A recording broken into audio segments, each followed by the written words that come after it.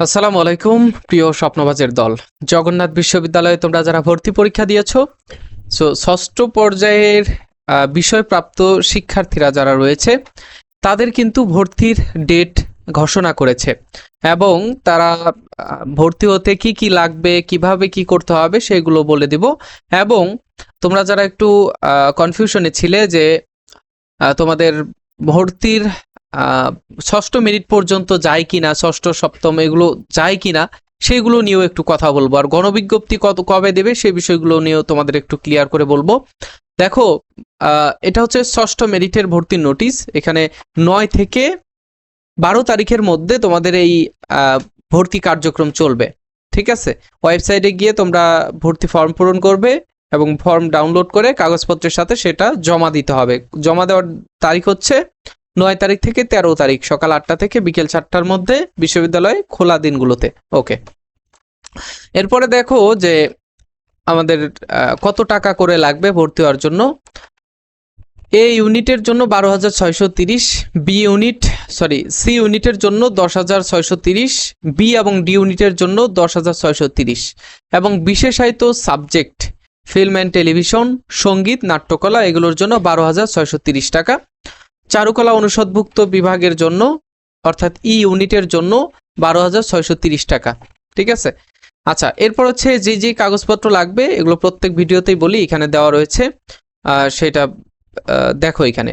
আর আমাদের পরবর্তী মেরিট আসন শূন্য থাকা সাপেক্ষে আমাদের উন্মুক্ত বিজ্ঞপ্তি, যেটা আমাদের গণবিজ্ঞপ্তি হিসেবে পরিচিত, সেটা হচ্ছে 16 তারিখে দেওয়া হবে।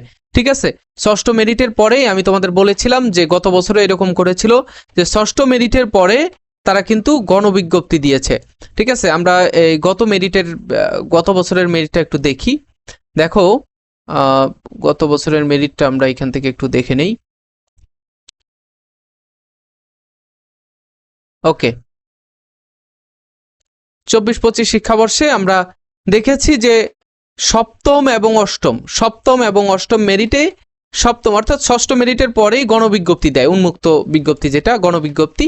এই গণবিজ্ঞপ্তির মাধ্যমে অনেক শিক্ষার্থী কিন্তু এখানে সাবজেক্ট পেতে পারে। ঠিক আছে, এই যে সপ্তম মেরিট বা গণবিজ্ঞপ্তি, যেটা গণবিজ্ঞপ্তি 1ও ধরতে পারি বা সপ্তম মেরিটও ধরতে পারি, এখানে কিন্তু এই শিক্ষার্থীরা এখানে সাবজেক্ট পায় অনেক দূর পর্যন্ত। সো তোমরা যারা অপেক্ষা করছো, এই যে দেখো বি ইউনিটের ক্ষেত্রে একই, সপ্তম মেরিট থেকে গণবিজ্ঞপ্তি দেবে। সো একই সিস্টেমে তোমাদের গণবিজ্ঞপ্তির মাধ্যমে তোমরা সাবজেক্ট পেতে পারো নতুন করে।